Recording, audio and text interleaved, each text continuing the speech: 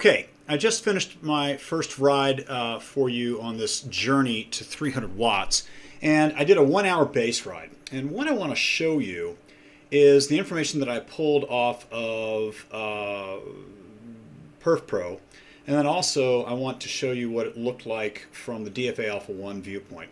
The red line here is my traditional heart rate. The purple line is a Dr. Skiba formula called exponentially weighted moving average. And what makes it important is that it's kind of a rolling 25-second average with an X to the Y. And the reason that's important is it's more of a metabolic value than looking at average power or looking at instant power. And I'll be honest with you, you can see the jaggedy lines here. I'm using a one-legged power meter, and the data is very stochastic. That's something I'm going to work on, and I'll try to buy a new left leg, right leg power meter in the very near future. The third line here is another Skiba metric called X power. And again, it's a cumulative rolling average that uses EWMA. And again, it is more of a metabolic penalty average. What you can see is that, here I am, I'm riding. It gets up to a certain value. I did have to dismount once to basically calibrate something, and that took a little bit of a herky jerk there. But you can see that I kind of peaked out at about 177, 178 EWMA, and it slowly declined over time. Now, I'll explain that in just a second. The bottom line is the saturated muscle oxygen, and that's really fun.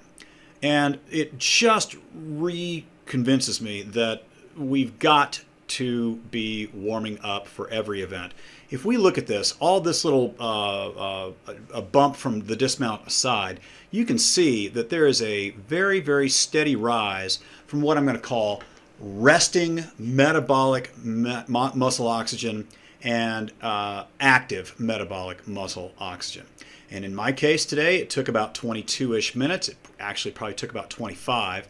And if you notice on most of my Perf Pro warm-ups, they always use about a 25-minute warm-up, and that's because it's not just me that I look at. I'm looking at all of the clients from all of the years that I had multiple Moxies on multiple legs, and to a person, they all sort of reached maximal saturation following this protocol, and it allowed them to have better workouts. So there it is at 22, 24, 25 minutes. Gets a little bit of a dip as I increase my intensity a little bit. Ignore that little red blip, which was just where the heart rate dropped out. But look at the saturated muscle oxygen for the rest of the hour.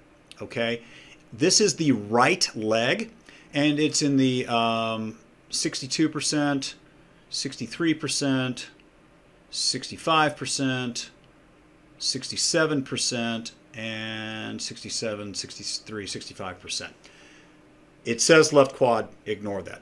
Now, remember that SMO2. Let's slide this in, and this is my first look at DFA Alpha 1 for this ride. Once again, let's look at it sort of above and below. We're going to look at traditional heart rate. So here's traditional heart rate right here, and here's DFA Alpha 1. So this big rise right here has everything to do with this. So I'm going to slide this over a little bit more like that. And what you'll see is as this goes up, this gets into that sweet spot. We've got a little bit of a rise. We get right back into the sweet spot. We get another rise. Now right here at about that 45-minute mark, what you see is basically some fatigue setting in. Okay, so heart rate is in the 158 to 160 range, and DFA Alpha 1 goes up, it goes down. Now you'll notice it's a little bit stochastic. Don't worry about that. Remember, it's the heart beating because it has to versus beating because it wants to. Blue is happy heart, green is fat max, red is oops, too hard. So I'm pretty happy with this. I really, really am. But again, if we slide this up, let me shrink it a little bit. bring it up, stretch it back out again, and compare it to saturated muscle oxygen.